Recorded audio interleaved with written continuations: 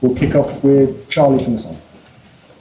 Mikel, what's the mood in the dressing room now? Is it one of just utter relief, one of jubilation? What's it like? It was a relief, but a very clear understanding that that the margin should have been bigger. And after not being precise enough in the first half with the amount of situation that we generated inside the opposition box, and we didn't pick the right color of shirts in so many occasions, we have an overload clearly to do that. We had to improve in the second half in relation to that. I think we did it. We generated more chances, score a goal, but after we had a period of 2-3 minutes in deep, totally passive with horrible defensive habits, that is nowhere near the level that is required against a team that hasn't had a single shot.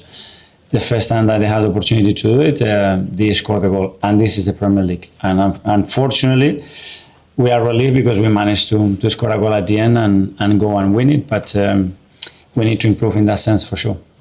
Gary from Sky.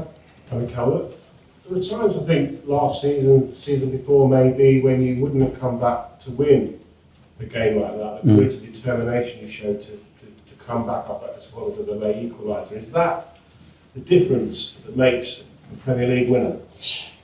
That's something very positive, but I don't put it down sometimes to resilience and we motivate and go. No, it's what happened before. We should have stopped the source before, and that's on us. And you have to give credit to Wolves and what they've done. I watched the game when they played Stamford Bridge, when they played against Villa, and how unlucky they were not to get a result. So I knew that that wasn't going to be an easy game at all. But we made it even harder with what we did in the manner that we conceded the goal, and that's unacceptable. Back to 5 points ahead in the Premier League. What do you do now with this week off to make sure you go to Everton and stay top of the table for Christmas? Well, what we have to do now is reset, give them 2 days that they can decompress a little bit, and then we have a long week that we can prepare.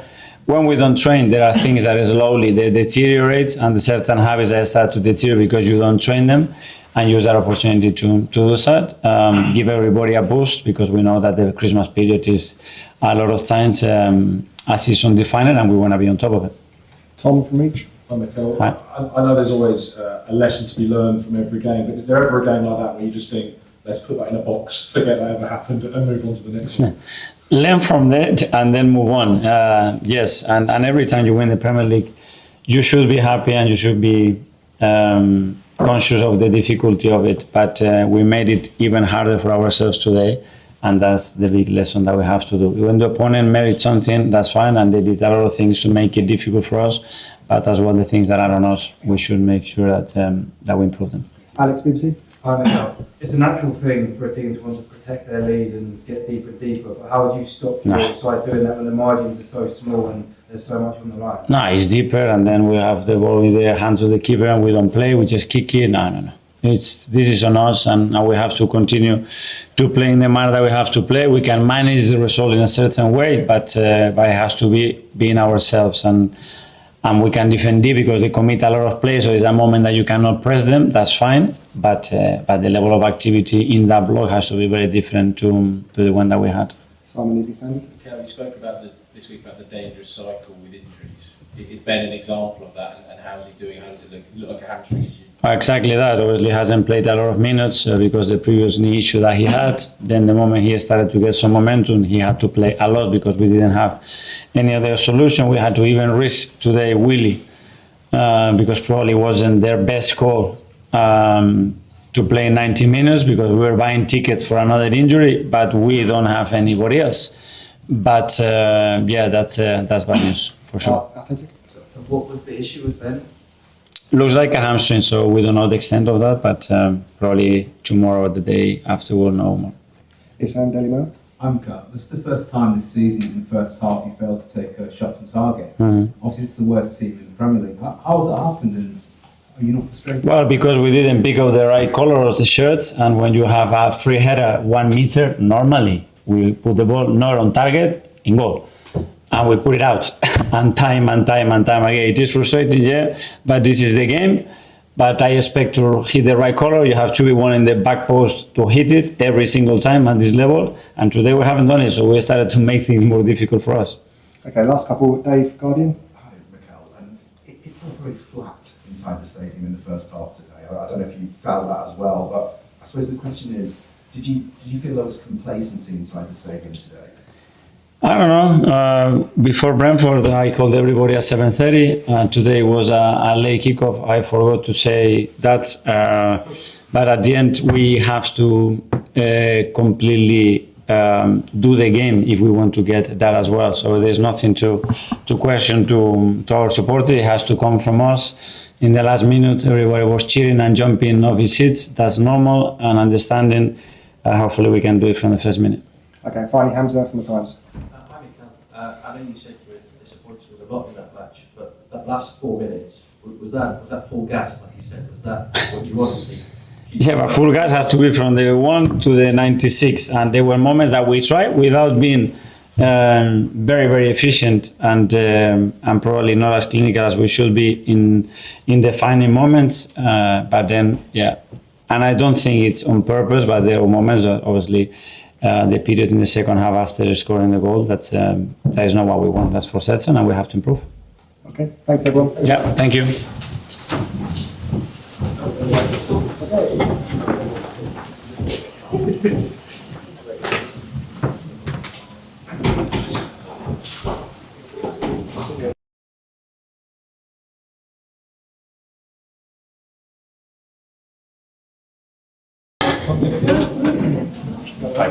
Hello.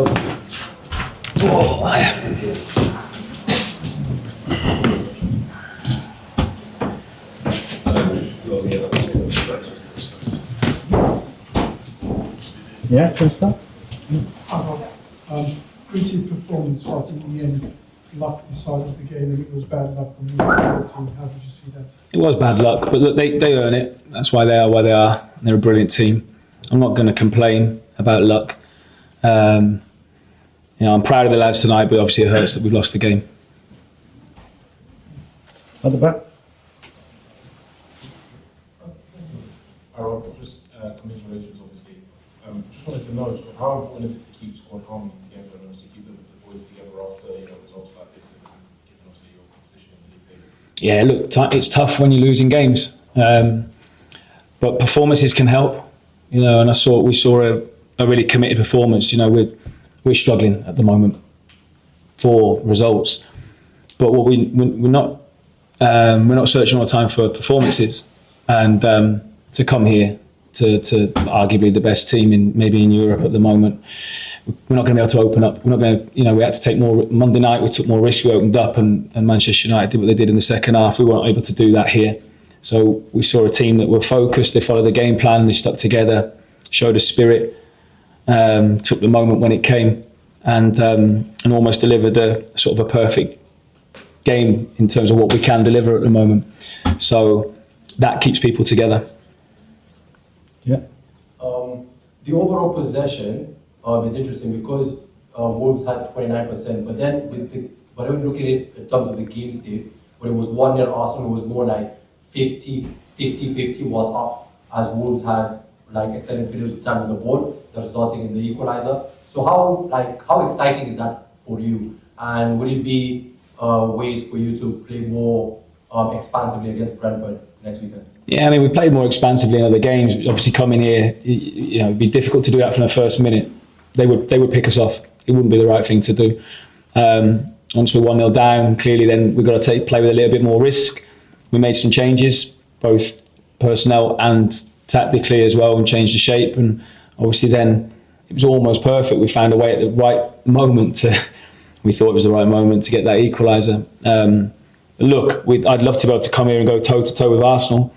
And if I'm ever lucky enough in my lifetime to be able to come here and go, yeah, do you know what, we can go and have a bit of a tear up with these, then I'll be doing all right. We're not quite there at the moment, so we had to go about it in that way tonight. Yeah.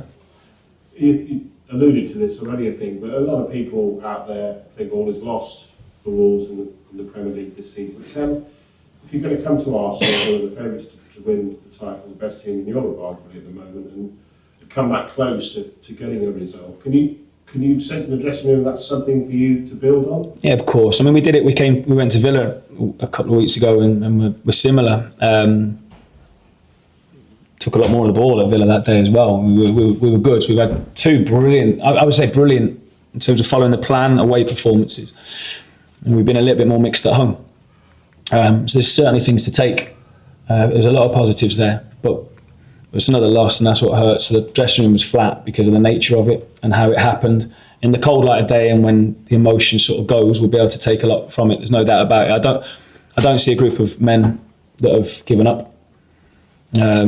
So we've got to keep going. Despite what you say about everything, it's bizarre, isn't it, for Wolves to score all 3 goals and lose. That's an unusual match. Yeah, if someone would have said to me that at the beginning, we're going to score 3 tonight, I'd have been like, yeah, all right, take that.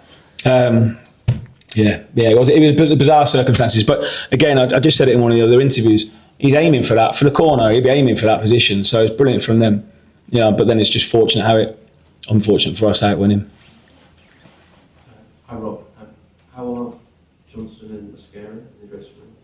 They scored the 2 goals and Mascara in particular. Yeah, they're flat, they're down. Yerson especially, he's emotional. He's an emotional guy. You could see him on the floor for a long, long time. It's tough for him. But these are the basic things that we've got to value and do better. Be better at. We've got to stop crosses. We've got to defend the box. Arsenal, when they do chop inside, they've got players that can deliver quality, and they did that. What I've got to say is that one moment then can't change my whole outlook and emotion on the game. Because if almost that hadn't have happened, or if we'd have cleared that, then I could be sitting here talking to you about a brilliant performance. We've taken a point and we can build on it. We still should be able to do that, taking that last 90 seconds or so out of the game. Rob, is it sort of pleasing for you that the 2 substitutes in Mane and Toby were the ones that combined for that moment as well? Because you did put a lot of those attacking players on later in the game. Yeah, I mean, I can't remember what minute the goal was for them, their first one. What was it? Anyone help me with that? But yeah, so I didn't want to make the change too soon and open up too early, so it was a case of we'll make another 2 changes, 75, 78ish maybe, and then it was like Mane was planned for 85, and then we'll just chuck everything at it. And obviously then we started to get some momentum and we're pushing, and that momentum was followed with a goal, so it was great that the 2 of them were involved, yeah. For both of them, individually for different reasons, Tony's first Premier League goal, Mane's an 18-year-old lad to come on and have an impact away at Arsenal. 2 big moments for them for different reasons, really. Yeah, great moments for them, and hopefully they can build on them as well. Now, Mane's obviously a young lad that we like, and it's 4 appearances in a row. I think he's made for us now as well. I think he'd come on in a game before we came in as well, so 5 for him in between. Anyway, he's a plus for us, and it's good for Tolu. He's an emotional guy, and I think he's still learning and got lots to do, but we can really try and help him work together to bring more out of him, because he's got something. You approach the away end as you have done for every game, sort of very close to them, and you seem to, if I got this correct, encourage the players to go as sort of the closest possible. I think it was Matt Doherty who was at the front of that queue. What's the thought process there, I suppose, and that reception from the away end was pretty positive. Yeah, it was very positive. I think they saw a commitment from the lads, and they saw a team that was fighting for them. I think they understand the situation that we're in, and the club is in at the moment. So if they see a team that's fighting for them, playing for the badge, and the commitment that I've talked about a lot that I want to see from my team, then I think they can get on board with that, even if we don't get points. So that was good, and I always want to try and encourage the lads to show their appreciation. It's tough, it's difficult. Fans will be down, and I understand it, I get it.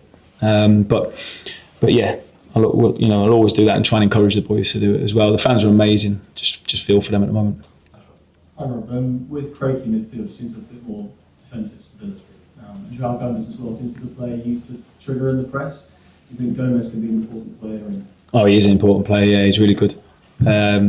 I thought he was excellent tonight. I thought his timing of when to go, some of his regains were brilliant. He was aggressive at the right times, and then he gave us a little bit of either a counter-attacking option or a bit of calm, and was able to give us a little bit of the ball and take this thing out of the game. So yeah, he was really good. And Krejci was